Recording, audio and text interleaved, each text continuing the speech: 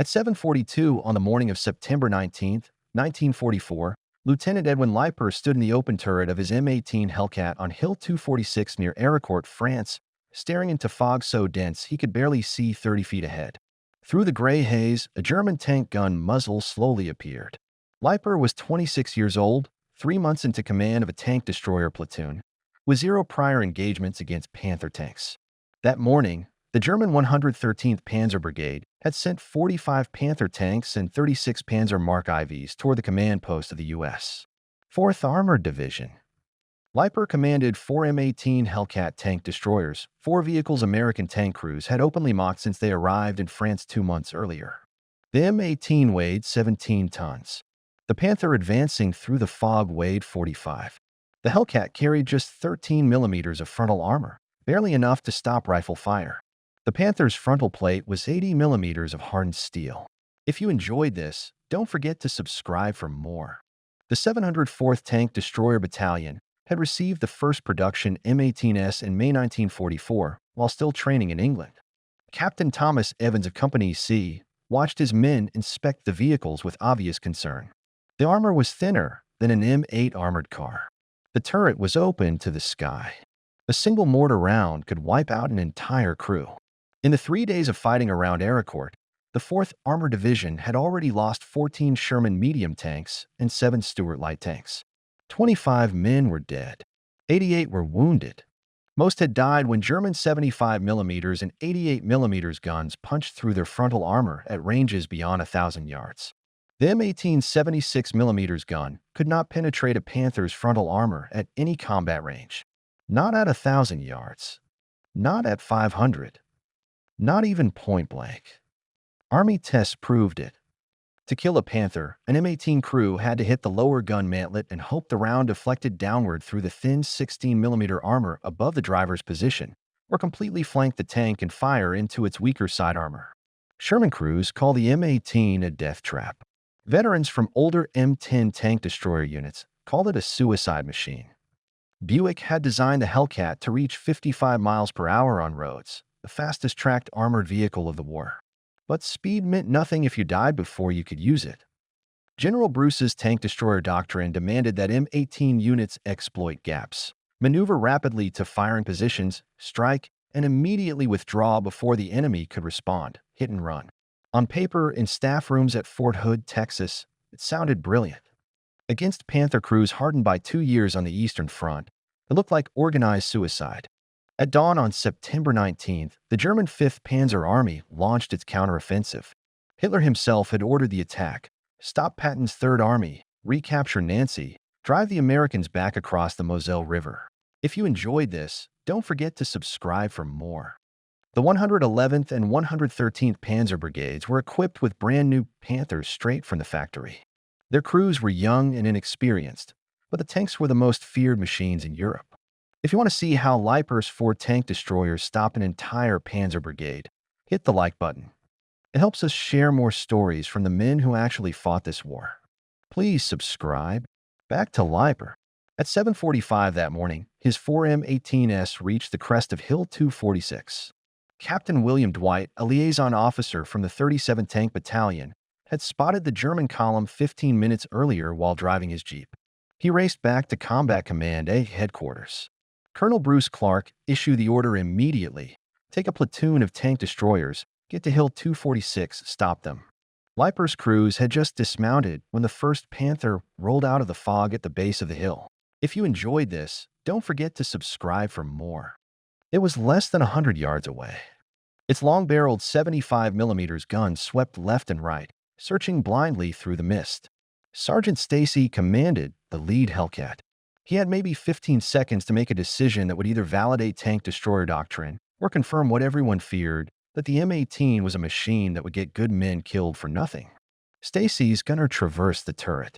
The electric motor hummed. The Hellcat's turret could spin a full 360 degrees in under 20 seconds. The Panther's turret was hand-cranked.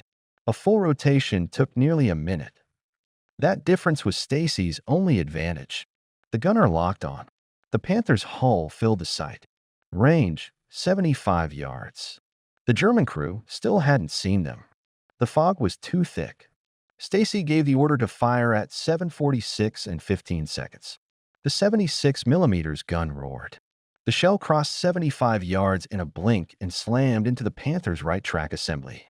The track shattered. The Panther lurched to a stop. Smoke poured from the damaged suspension. If you enjoyed this, don't forget to subscribe for more.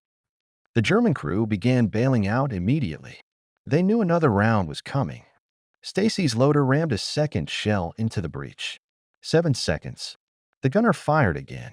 This round punched through the Panther's thinner side armor. The tank erupted in flames. The German commander and gunner escaped. The driver and radio operator did not. 30 seconds later, a second Panther emerged from the fog. Same position, base of the hill. Range 80 yards. The German crew had heard the first engagement. They were searching for targets, but the fog reduced visibility to almost nothing. The M18's low silhouette made it nearly impossible to spot from below. Stacy's gunner did not wait for orders. He fired. The shell struck the second Panther's mantlet. The ricochet worked exactly as Army Ordnance Specialists had predicted. The round deflected downward through the thin armor above the driver's compartment. The Panther rolled to a stop. No fire. No smoke. Just a dead tank with a dead crew inside. Leiper's other 3 M18s had spread across the hilltop, 50 yards between each position. Standard tank destroyer doctrine. Never bunch up. Never present a single target. Sergeant Henry Hartman commanded the M18 on the far left flank. He had been a tank destroyer crewman since the battalion's activation in April 1941. 3 years of training. 2 months of combat. The fog hid everything beyond 100 feet. German tanks began appearing at the base of Hill 246 like ghosts forming out of white smoke. The 113th Panzer Brigade was advancing in column, one tank behind another. They could not see Leiper's platoon. They could not see the American positions at Arracourt. If you enjoyed this, don't forget to subscribe for more. They were driving blind into an ambush they did not know existed. 3rd Panther, 747. Hartman's gunner acquired it before it reached the bottom of the slope. Range 90 yards. One shot into the side armor. The Panther burned. 4th Panther, 748. Leiper's own M18 engaged from the center position. 2 shots. The first round sailed high. The second punched through the turret ring. The Panther's turret jammed. The crew bailed out, 4 men running into the fog, gone in seconds. 5th Panther, 749. Stacy's second kill. This one saw them. The German gunner had spotted muzzle flashes from earlier hits. The Panther's long gun began to traverse towards Stacy's position. Slow. Agonizingly slow. The hand-cranked traverse felt like torture for a gunner who knew what was coming. Stacy's gunner fired first. The shell slammed into the Panther's gun mantlet. Penetration. The tank stopped dead. No movement. No evacuation. Total crew loss. 5 Panthers destroyed in 4 minutes. The theory worked. Speed didn't matter here. Turret traverse did. And the fog, which erased the Panther's range advantage and forced every fight to happen inside 100 yards. The only distance where the M18 76mm gun could kill. Then the 6th Panther appeared at 750. This crew had learned. The German commander positioned his Panther hull down behind a small rise. Only the turret showed. He had a clear shot at Stacy's M18. The Panther fired first. The 75mm shell struck the right side of Stacy's turret. The blast killed the loader instantly. Shrapnel wounded the gunner and the commander. The driver and assistant driver were unharmed, but the right track was damaged. The Hellcat could still move, barely. Stacy ordered an immediate withdrawal. The driver eased the crippled M18 down the reverse slope of Hill 246 toward Arracourt. Smoke streamed behind them. German shells landed close, but missed. They made it back to the command post. Leiper now had 3 operational M18s instead of 4. The German column kept coming. He commanded 3 tank destroyers against an enemy that outnumbered him 15-1. The 113th Panzer Brigade had started the morning with 45 Panthers and 36 Panzer IVs. 5 tanks were already gone. 76 remained. The 7th Panther appeared at 752. Hartman engaged from the left flank. One round. The shell punched through the engine deck, penetrating the thinner rear armor. The tank ignited immediately. Flames shot 30 feet into the morning air.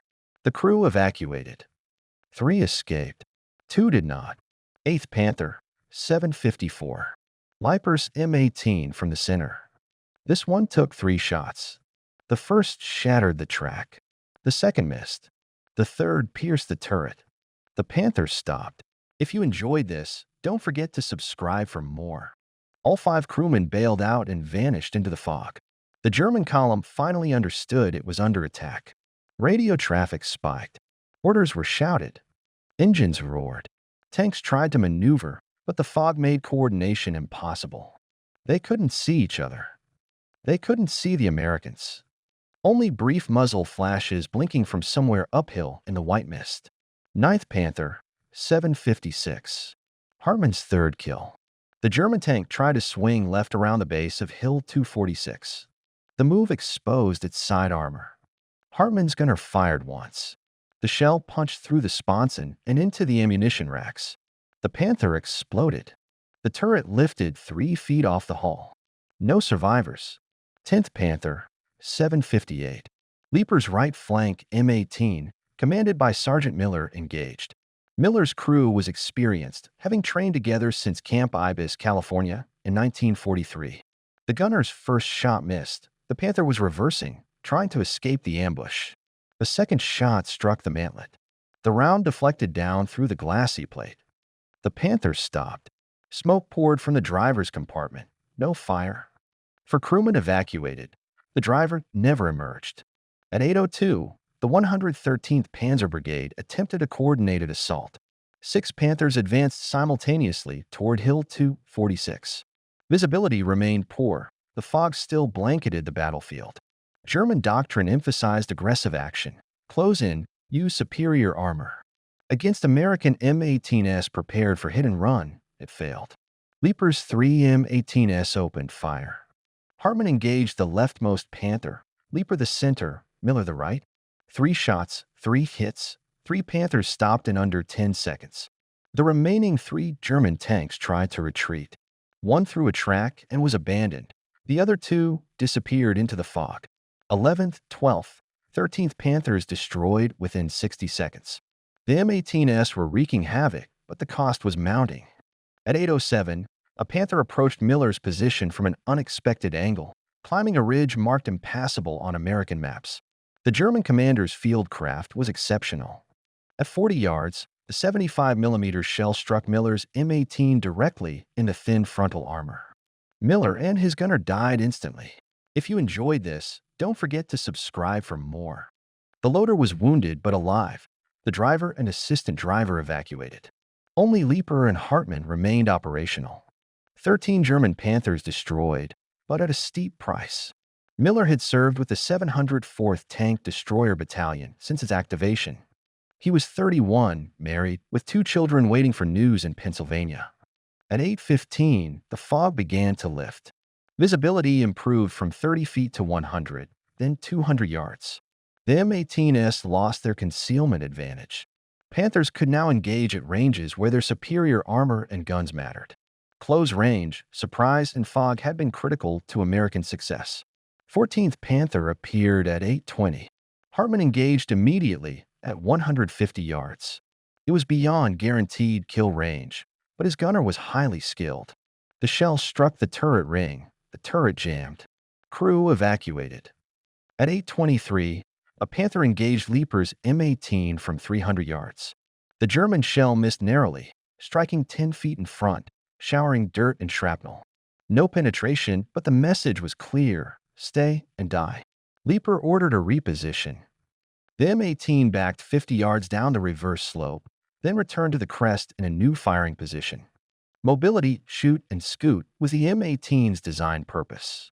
15th Panther appeared at 8:28, approaching from the northwest. Range 200 yards. Fog nearly gone, visibility now 300 yards. The Panther hauled down behind a low stone wall, only the turret and gun visible. Hartman's gunner acquired the target. The German commander scanned for the elusive M18s that had destroyed 14 tanks in 43 minutes. Disciplined, cautious, seeking cover. If you enjoyed this, don't forget to subscribe for more. Hartmann fired. The shell struck the stone wall directly in front of the Panther, exploding harmlessly. But now the Panther commander knew Hartmann's position. The German gun began its slow traverse, hand-cranked, around 6 degrees per second. Hartmann's loader rammed another round into the breech. 6 seconds to fire. The gunner adjusted aim 2 degrees right, 1 degree down, and fired before the Panther's slow hand-crank turret could complete its traverse. The shell struck the mantlet perfectly, deflecting through the thin upper glacis. The Panther stopped. No fire, no explosion, just a dead tank and a dead crew. With this final hit, 15 German Panthers had been destroyed. American losses: 3 M18 Hellcats lost, 2 crews killed, 1 crew wounded and evacuated. The 46-minute engagement had left Lieutenant Edwin Leiper and Sergeant Henry Hartmann holding Hill 246 with 2 operational tank destroyers. At 8:35, Colonel Clark ordered Leiper to hold. Reinforcements from Company C of the 704th Tank Destroyer Battalion were moving up to the RGL line. The German 113th Panzer Brigade had lost momentum, withdrawing toward Bzanj-le. By 9 o'clock, fog lifted completely. Visibility now extended over 1,000 yards, revealing the aftermath. If you enjoyed this, don't forget to subscribe for more. 15 destroyed Panthers scattered across the approaches, black smoke columns rising from burning hulls, and bodies of German crewmen near several tanks, those who hadn't escaped far enough before ammunition cooked off. Captain Thomas Evans, commanding Company C, arrived at 9:15. He examined the destroyed Panthers through binoculars, confirming 15 kills against 4 M18s, a kill ratio beyond Fort Hood's expectations. Hartmann reported 6 confirmed kills for his sector, all flank or deflection shots through the mantlet. Leiper reported 2 confirmed kills, though his gunner claimed 3. One could not be verified and may have been artillery. The 113th Panzer Brigade began the morning with 81 operational tanks. By the end of the engagement, 15 had been destroyed, leaving 66. The brigade commander reported to 5th Panzer Army headquarters, American M18 units were far more effective than anticipated. Recommendation: avoid engaging M18s without numerical superiority and good visibility. The 74th Tank Destroyer Battalion had proven the M18 Hellcat was not a death trap. It was exactly what General Bruce envisioned: a fast, lethal platform capable of exploiting enemy vulnerabilities and withdrawing before the enemy could respond effectively. September 19, 1944, was only the beginning. The Battle of Arracourt will continue for 10 more days. The German 5th Panzer Army committed more brigades, including the 111th Panther Brigade. Company C engaged German armor in 17 separate actions, destroying 39 Panthers and Panzer IVs while losing 4 M18s and 3 more damaged. The kill-to-loss ratio remained extraordinary. The M18 earned its reputation. Tankers stopped calling it pathetic. Crews from older M10 battalions stopped calling it a suicide machine. Word spread through Patton's Third Army: the Hellcat worked, and the doctrine worked. Speed and maneuverability, combined with proper tactics, could defeat heavier enemy armor.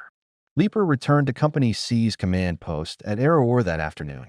He wrote a 23-page after-action report by hand, documenting every engagement, every shot, range estimates, penetration locations, and crew performance.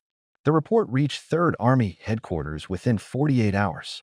Staff officers studied it closely, refining tank destroyer doctrine based on his observations. By March 1945, Leiper would be promoted to first lieutenant. He would cross the Rhine River on March 24th and fight through the Harz Mountains in April. The lessons of Hill 246, the fog, and the speed of the M18 would shape his combat career and the reputation of American tank destroyers for the rest of the war. He survived the war and returned home to a country that never knew what he had accomplished on a fog-soaked French hillside in September 1944. The M18 Hellcat entered combat service in July 1944, just 3 months before Hill 246. The 704th Tank Destroyer Battalion received the first production vehicles in May while still training in England. They were the test unit, the battalion tasked with proving the machine in real combat, identifying flaws, and recommending changes. The M18 weighed roughly 17,700 pounds in combat trim. Its Continental R975C1 radial engine produced 400 horsepower, giving the Hellcat a power-to-weight ratio of 22 horsepower per ton. By comparison, the Sherman managed about 13 horsepower per ton, and the Panther roughly 13.8. That difference translated directly into speed.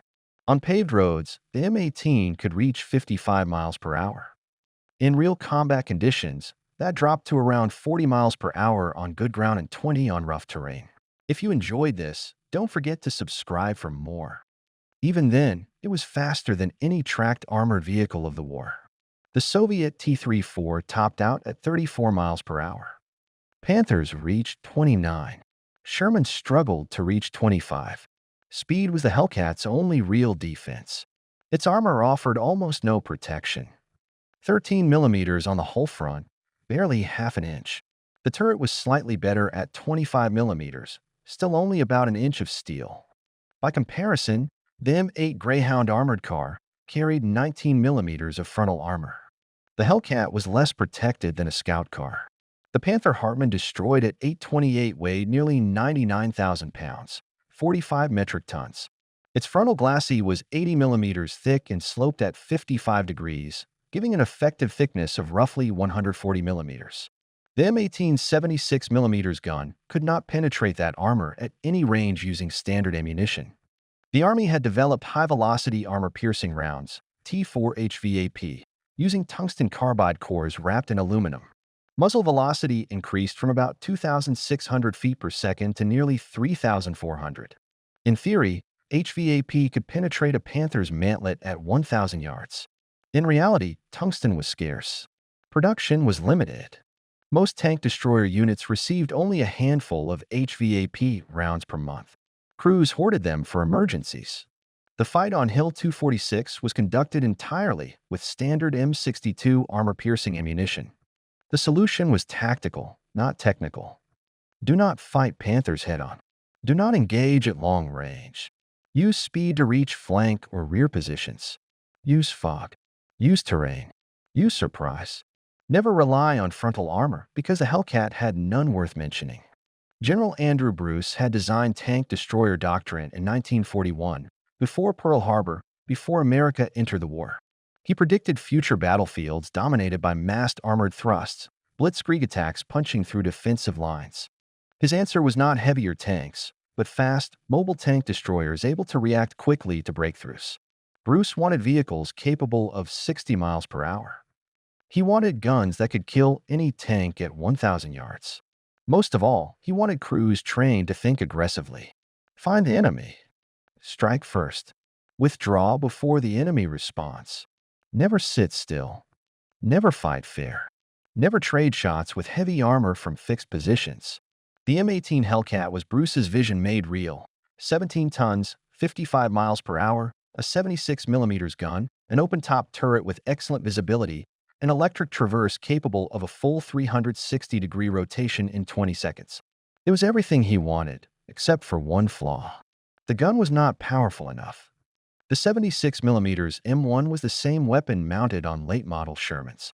It fired the same ammunition and had the same penetration limits. Against Panzer IVs, it was effective. Against Panthers and Tigers, it was marginal. Against a Panther's frontal armor, it was essentially useless unless the crew achieved a perfect deflection shot through the mantlet. Leiper's platoon proved that such shots were possible. If you enjoyed this, don't forget to subscribe for more. On September 19th, Hartmann's crew achieved 3 deflection kills. His gunner understood the geometry. Aim at the mantlet, not to penetrate directly, but to force the shell downward through the thinner upper glacis. Let physics do the work. The ricochet entered the crew compartment. The Panther died. That lesson spread quickly. Mantlet deflection shots became standard practice for M18 crews across the European theater. Don't waste rounds on the glacis. Don't attempt impossible frontal penetrations. Aim for weak points. Exploit angles. Trust the ricochet. The German response to the M18 Hellcat was predictable. Avoid close-range engagements, maintain distance, and rely on superior gun range. The Panther's 75mm KWK-42L/70 gun could destroy an M18 at 2,000 yards, while the M18 could only reliably kill a Panther at under 300 yards with standard ammunition. The tactical advantage favored the Germans at range, the Americans at close quarters and poor visibility. September 19th provided perfect conditions: dense fog, limited visibility, close engagement ranges, and the element of surprise. These conditions allowed Leiper and his platoon to maximize the Hellcat strengths. But the foggy hillside was a rare gift. Conditions like that wouldn't occur every day. The Battle of Arracourt continued for 10 more days. The German 5th Panzer Army reinforced their assaults, including the 111th Panzer Brigade on September 22nd, bringing fresh Panthers and crews with the same orders: stop Patton and recapture Nancy. Company C of the 704th Tank Destroyer Battalion engaged repeatedly, defending Javali's, covering approaches to Lisi, and supporting the 37th Tank Battalion near Bzanj-le. M18s performed exactly as General Bruce envisioned: rapid response, aggressive positioning, and shoot-and-scoot tactics. On September 22nd, during another heavy fog, elements of the 11th Panzer Division attacked toward Juval. Hellcats from Company B engaged from concealed positions, destroying 3 Panthers before the German column withdrew. No American losses. As fog lifted, German coordination improved. They used infantry screens, maintained spacing, and avoided predictable approaches. The M18 crews adapted. They used buildings and stone farmhouses for cover, exposing only the gun barrel, firing a single shot, then quickly repositioning to avoid return fire. Speed again proved decisive, faster than any German turret traverse. By September 23rd, visibility extended to over 2,000 yards. Panthers now had the range advantage, and some M18s were destroyed. Crews learned to never expose themselves in open terrain, wait for the enemy to close distance or find covered approaches. On September 24th, Captain Evans lost a second M18 to German artillery. 3 crewmen were killed. The loader survived but lost both legs. Through September 29th, the 704th destroyed 39 Panthers. Company C claimed 22, Companies A and B the remaining 17. The 5th Panzer Army withdrew on September 30th. The 113th Panzer Brigade had been reduced from 81 operational tanks to 47, and the 111th lost 19 Panthers and 12 Panzer IVs. American losses were significant but sustainable: 14 Shermans destroyed, 7 Stuarts destroyed, 21 damaged but reparable. The 704th lost 4 M18s destroyed, 3 damaged, 21 men killed, and 37 wounded. The kill ratio, 39 German tanks to 4 M18s, was nearly 2-to-1. No other American armored unit in Europe achieved comparable results. The M18 Hellcats' effectiveness made it highly sought after. Units with older M10s requested conversions. General Omar Bradley, previously skeptical, now wanted M18 battalions attached to every armor division. Production, however, was limited. Buick had built only 257 minutes and 18 seconds between July 1943 and October 1944. If you enjoyed this, don't forget to subscribe for more. Plans for 8,986 were canceled, with resources redirected to the M36 tank destroyer, mounting a 90mm gun capable of penetrating a Panther's frontal armor at 1,000 yards. The M36 was heavier and slower, but more heavily armed. Army planners prioritized firepower over speed, though many veterans of Arracourt argued the M18 was the finest tank destroyer ever built. Lieutenant Edwin Leiper continued leading his platoon through October and November, supporting the 4th Armor Division in the Lorraine campaign, engaging German armor near Duze, Finetron, and Sarrebourg. The Hellcats kept killing Panthers, demonstrating that speed and tactical skill could overcome heavy armor. Then came December and the Ardennes. The Germans launched their last major offensive on the Western Front: Panthers, Tigers, and Tiger-Tooth in the Battle of the Bulge. The 704th was positioned near Sarrebourg when the offensive began. At 0200 on December 17th, they received orders for immediate displacement north. Company C covered 200 miles in 36 hours, averaging nearly 40 miles per hour, finally using the Hellcat speed as designed to rapidly plug a hole in the American lines before the Germans could anticipate reinforcements. General Bruce's doctrine was validated again: fast, mobile tank destroyers responding to enemy breakthroughs. By the time the 74th Tank Destroyer Battalion reached Bastogne on December 19th, They entered a situation as dire as it was desperate. The 101st Airborne held the town, surrounded by German forces pressing from every direction, Panthers, Tigers, and Panzer IVs probing and testing the American defenses. Leiper's platoon, attached to Combat Command B of the 10th Armored Division, took up defensive positions on the northern approach. On December 22nd, 12 German Panthers advanced across snow-covered open ground at ranges starting at 1,000 yards, far beyond the M18's effective engagement distance. Leiper's crews waited patiently, allowing the enemy to close. At 300 yards, for M18s opened fire. 3 Panthers destroyed, 2 more disabled, and the remaining 7 withdrew.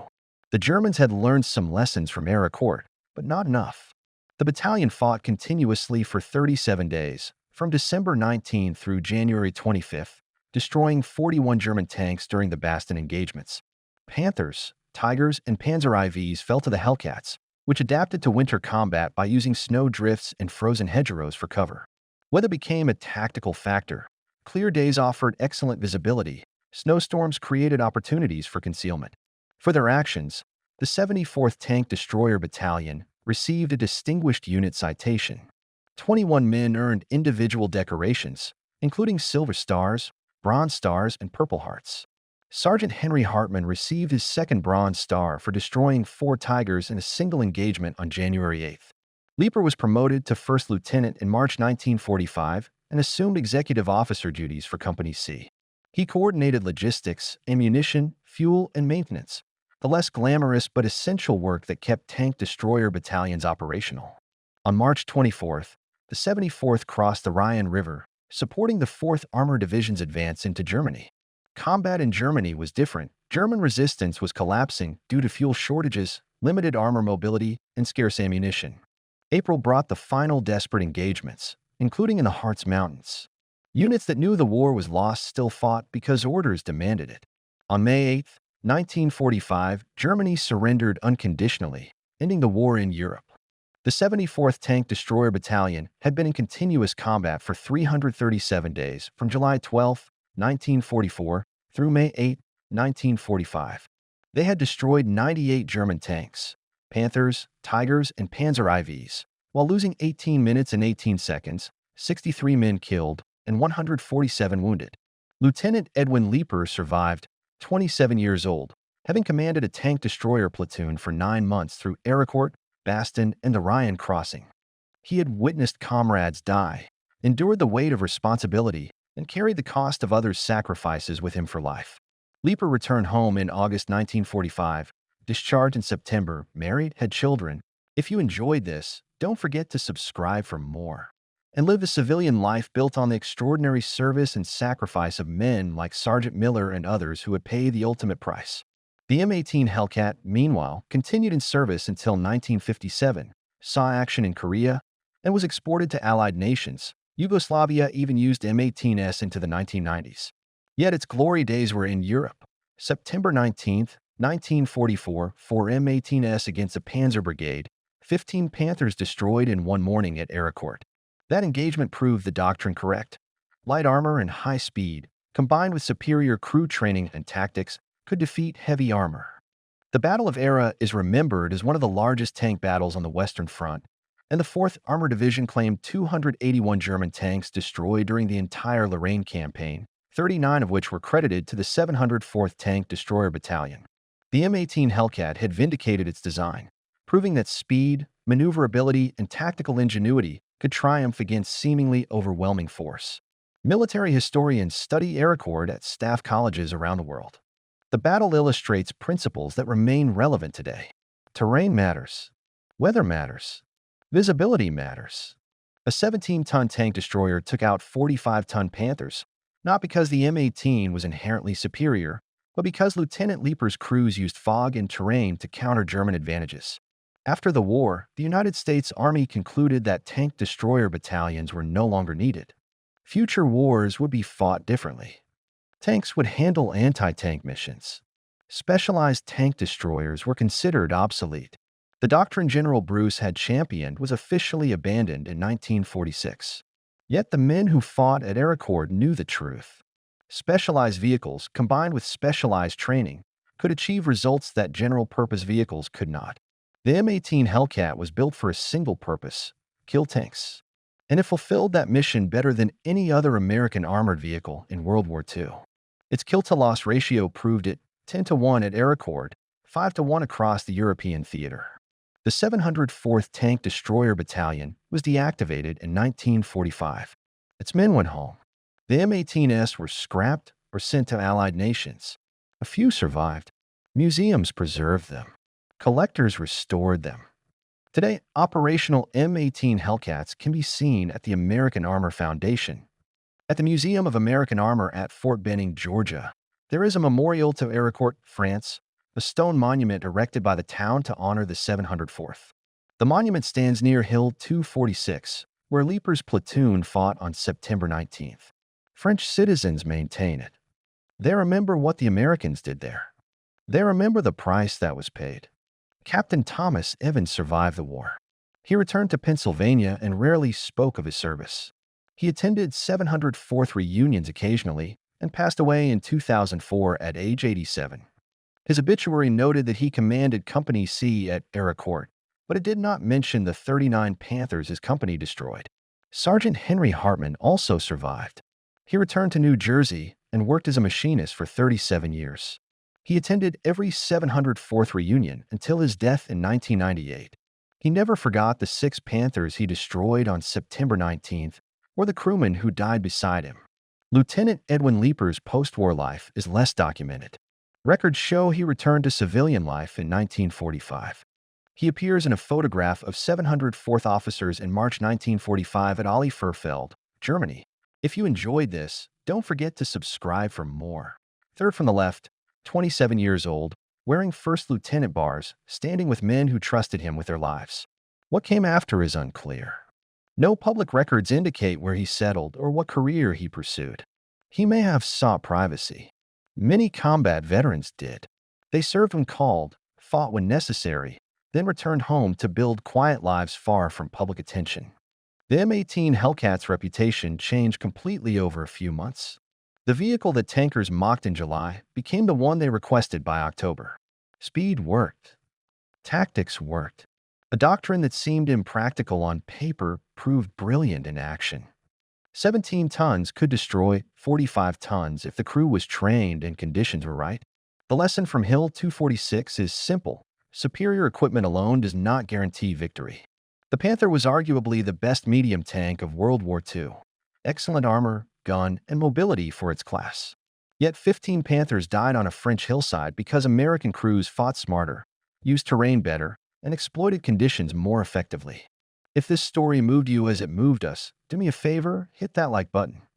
Every like tells YouTube to share this story with more people. Subscribe and turn on notifications. We're rescuing forgotten stories from dusty archives every day. Stories of tank destroyer crews who saved lives with speed and tactics.